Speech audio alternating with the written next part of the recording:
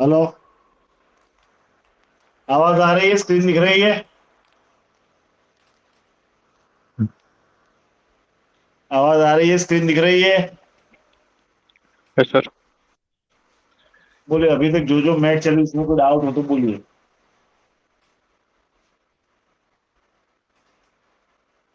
जो तुमने डाउट हो बोलो। એ ભાઈ ઘરે જ નાખવું હતું ને પેલા.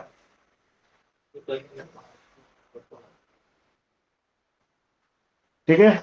दो मैच बाकी थे, एक हिंज मैच और एक यूनिवर्सल मैच। तो हिंज किसे कहते हैं, किसी को मालूम है? हिंज देखा है किसी ने? हिंज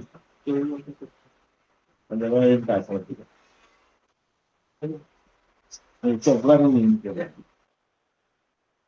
देखा है किसी ने हिंज? हाँ सर। देख लो, जिसको नहीं मालूम वो देख लो हिंज किसे कहते हैं।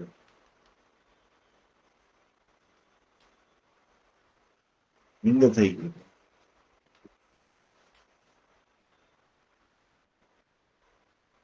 इसे हिंज कहते हैं। देखा है ये? दरवाजे में होता है, विंडो में होता है। ठीक है। तो हिंज का काम क्या होता है कि तो हिंज में दो पार्ट होते हैं। दोनों एक दूसरे से कनेक्टेड होते हैं। दोनों के बीच में रोटेशन मूवमेंट होती है, लेकिन एक हिंज वॉल की फ्रेम में फिक्स होता है, यानी उसके पास कोई मूवमेंट नहीं रहेगी, जबकि दूसरा उसका साथ कनेक्टेड पार्ट होता है। वो एक स्पेसिफिक एंगल के अंदर रोटेट करता है। ठीक है। तो हिंज मेट के लिए हिंज बनाते हैं।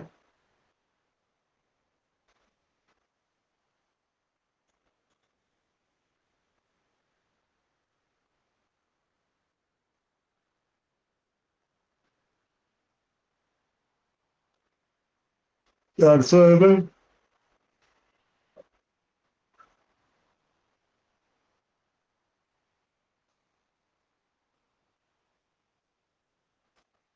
120।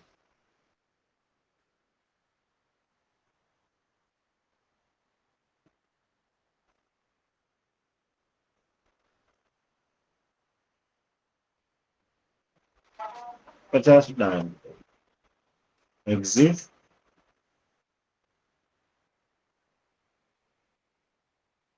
एक्सट्रूड करेंगे इसको।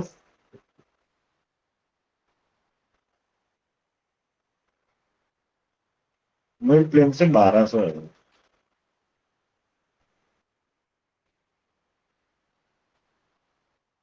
स्केच लेंगे।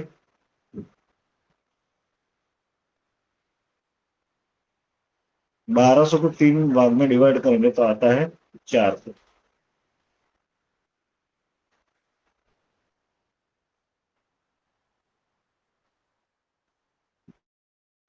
तो आपका हिंज बना है।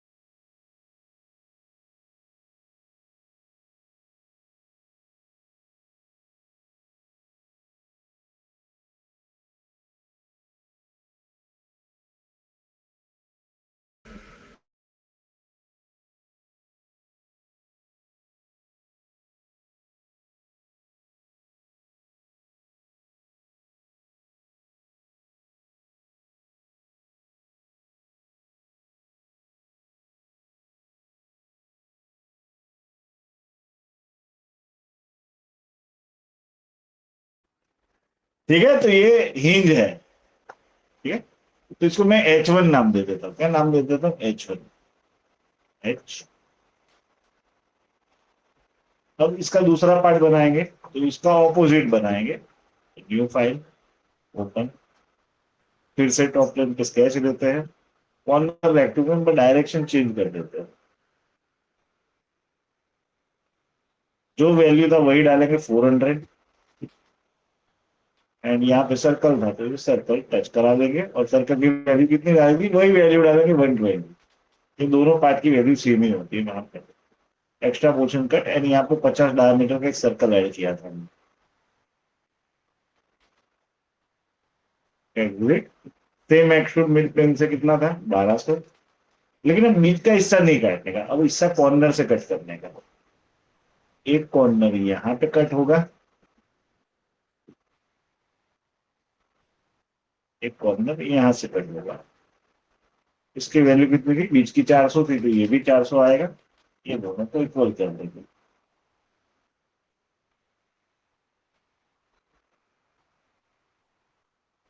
Exit, extrude cut to wall, both side angle. ये हमारा दूसरा हिंज बन गया, इसको नाम देते हैं एज। समझ में आया इतना? हेलो, समझ में आया?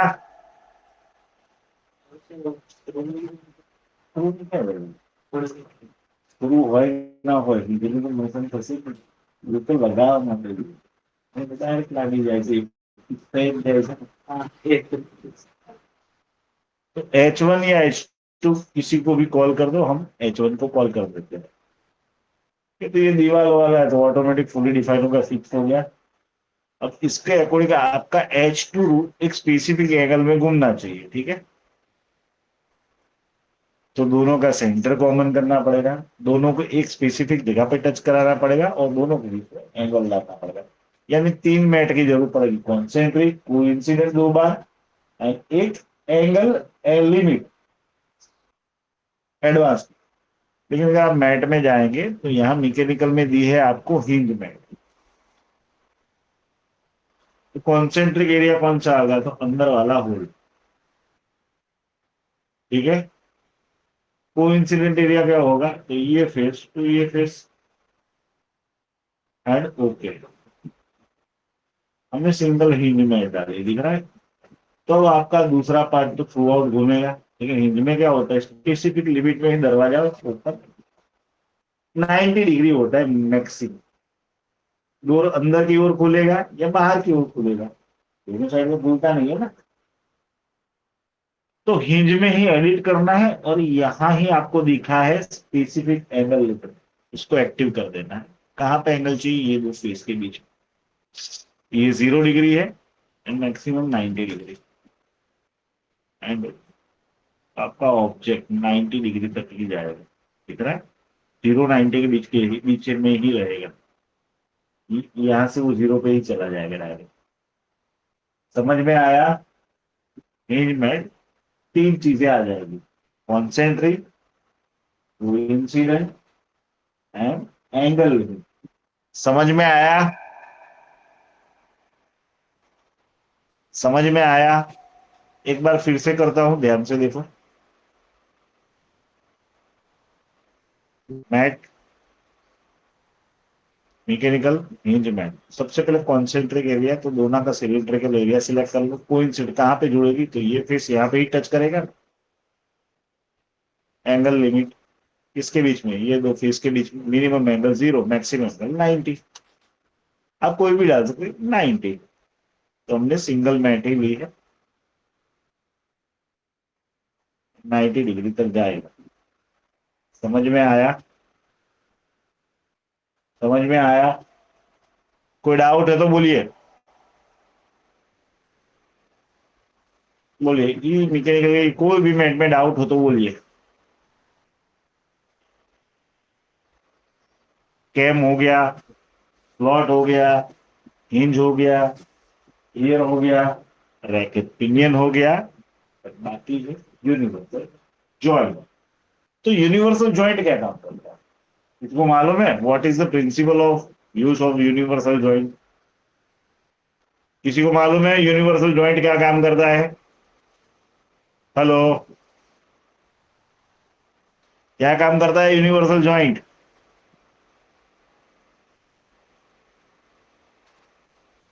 और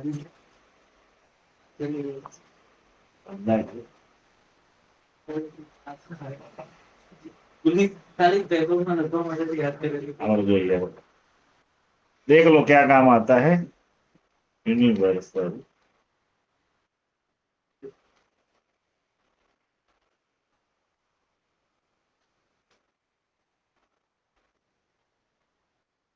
A mechanical component concentrate to rigid shaft whose axis is inclined or misinclined to each other, allowing the transverse motion of rotary। क्या इसका मतलब क्या होता है?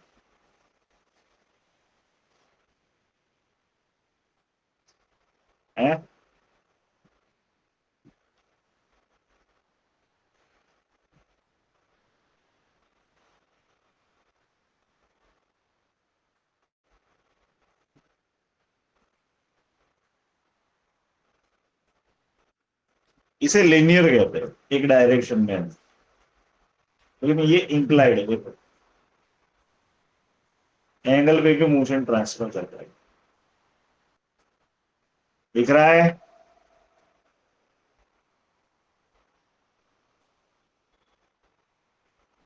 एंगल पे मोशन ट्रांसफर कर रहा है, दिख रहा है? तो प्रिंसिपल क्या है यूनिवर्सल जॉइंट का कि वो मोशन को कोई भी एंगल पे ट्रांसफर करता है। तो यहाँ पे हम बनाते हैं। अब मेरे पास कोई पीडीएफ नहीं है यूनिवर्सल जॉइंट की, तो मैं जैसा समझता हूँ वैसा बनाऊंगा। फ्रंट क्लिक क्लिक करते हैं।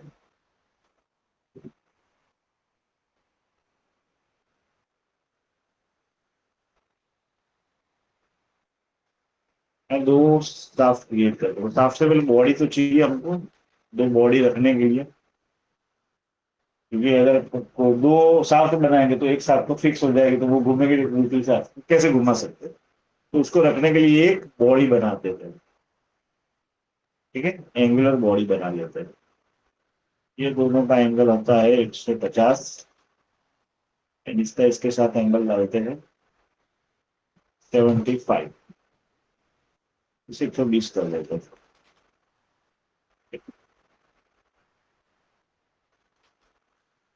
ठीक है, ये एंगल हो गया। इसको लेंथ देते हैं 600 mm लॉन्ग, ये आएगा 600 mm हाइट, फिर ये 600 mm 800 कर देते हैं।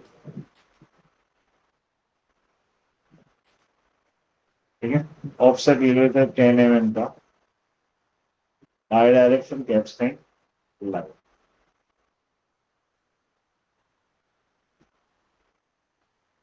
एग्जिट स्केच,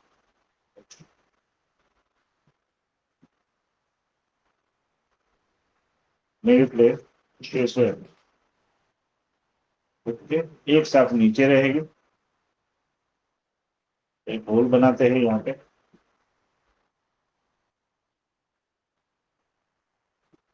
50 डायमीटर का।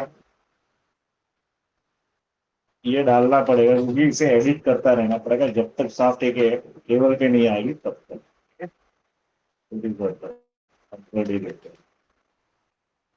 Exit, cut, okay. और एक होल आएगा यहाँ पे दूसरी साफ्ट के लिए,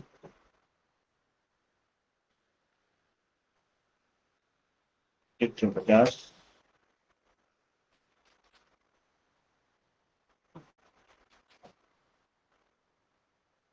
100 diameter, exit, cut.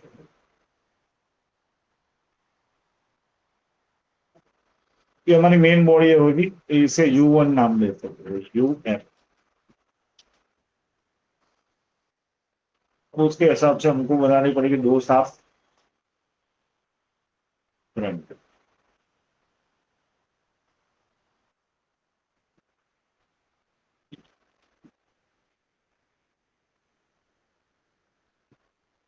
Parallel equal,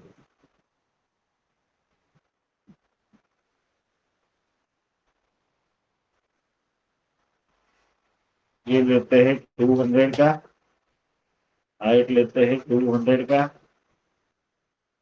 offset लेते हैं 10 mm। ओके, वेट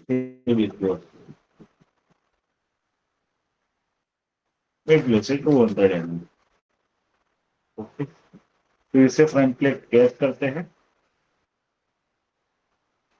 यहाँ पे ये इसके सेंटर से स्ट्रेट पॉइंट लेते हैं।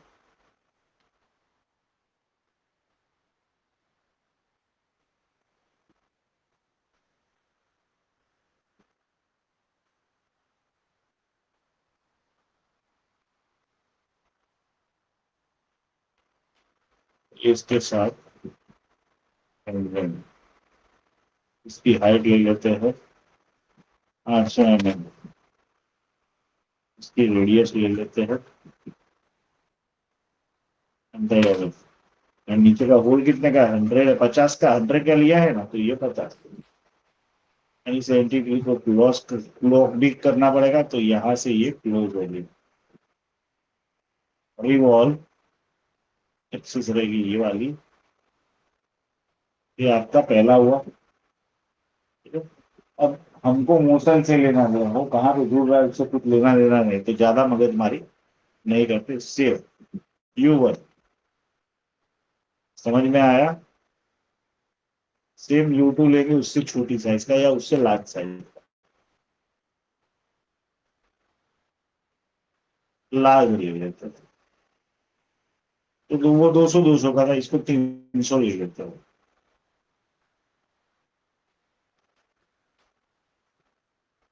एड 200 ही रखते हो, 200।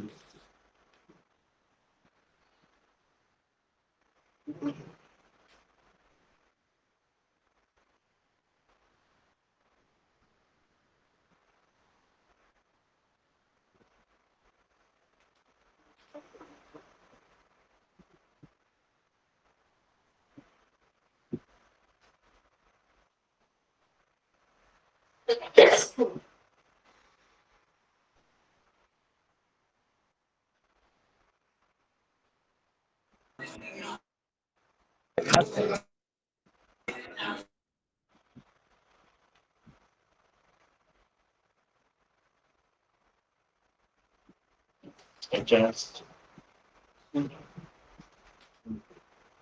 Memory 200, exit, revolve. तो ये U2 है। ठीक है, अब बुलाते हैं इसको असेंबली में। सबसे पहला क्या आएगा, UN। उसके बाद क्या आएगा, U2 U1।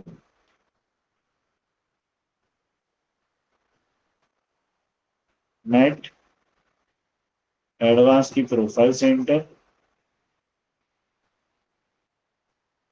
ये एक्सिस की हाइट ले लेते हैं। अभी 0 0 रखते, लॉक रोटेशन मत करना। सेम, यहां से इसकी ये हाइट उल्टा है, सीधा कर देंगे एंड 0 0 पे रख। टेम्पररी हम स्टैंडर्ड की पैरेलल ले लेते, ये फेस टू ये फेस, क्योंकि ये रोटेट ही ना करे अभी। ठीक है, अब रखते हैं यहाँ पे फ्रंट, एंड इसको एडजस्ट करते हैं। सबसे पहले इसको ऊपर ले जाते हैं, तो U2 200 mm, नीचे नीचे नीचे नीचे नीचे नीचे।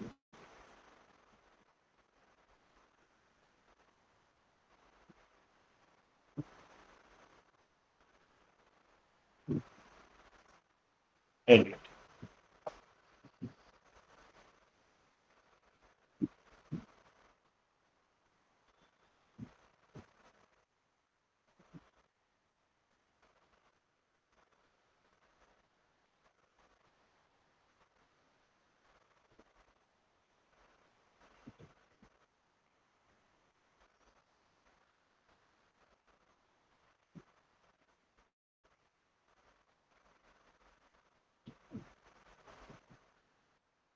डॉटिंग को सिर्फ प्लस था तो जाए।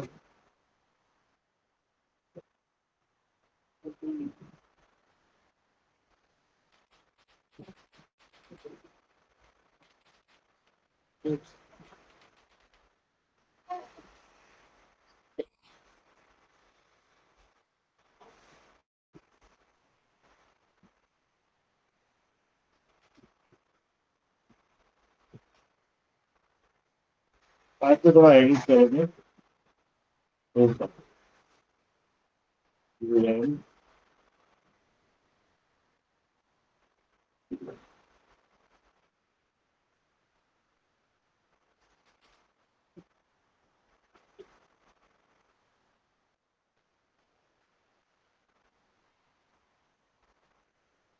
और ये जो पैरल है उसको एडिट कर दो फिर परपेंडिकुलर कर दो।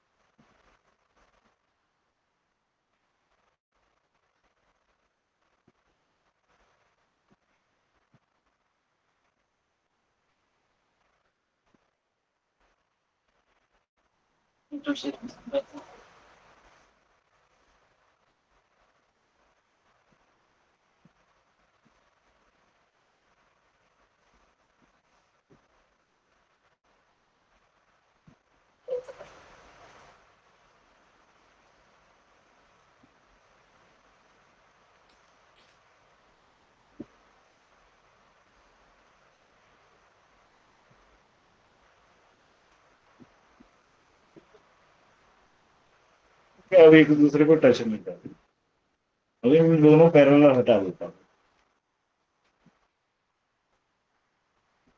अलग अलग कलर डाल देते हैं।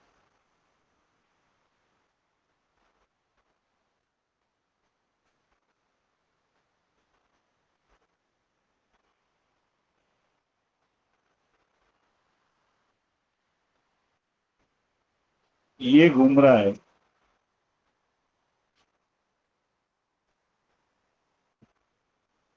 ऑथेंटिकेशन किया है हमने? नहीं किया।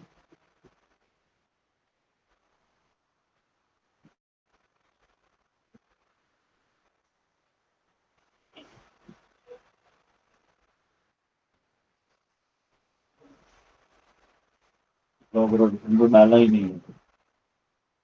अप्लाई दिस ऑप्शन,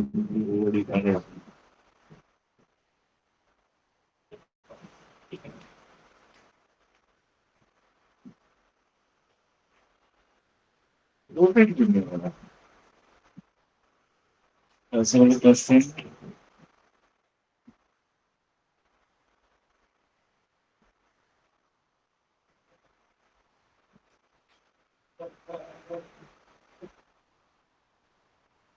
ये घूम रहा है।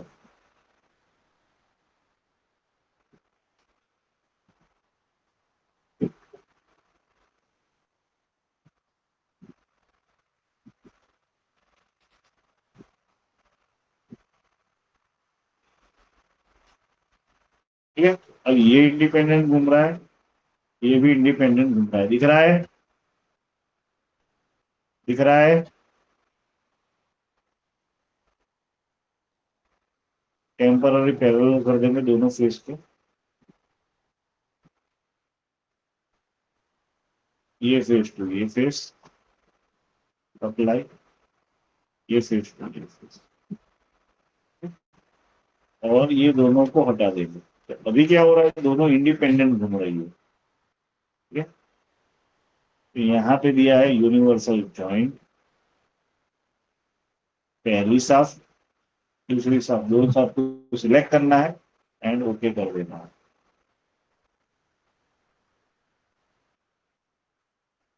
समझ में आया?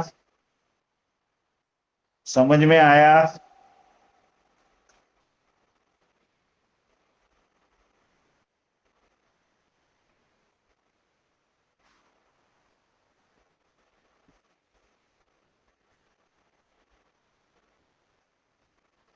तो दोनों साफ एक दूसरे के साथ स्पेसिफिक एंगल से रोटेट होगी, यानी सर्कुलर मोशन ट्रांसफर होगा एंगल पर। तो इसे कहते हैं यूनिवर्सल जॉइंट मॉडल। कुछ नहीं करना, दो जो साफ के बीच में एंगुलर मोशन डाल रही है वो दोनों साफ को सरफेस को सिलेक्ट करना है जो घूमने वाली है। समझ में आया?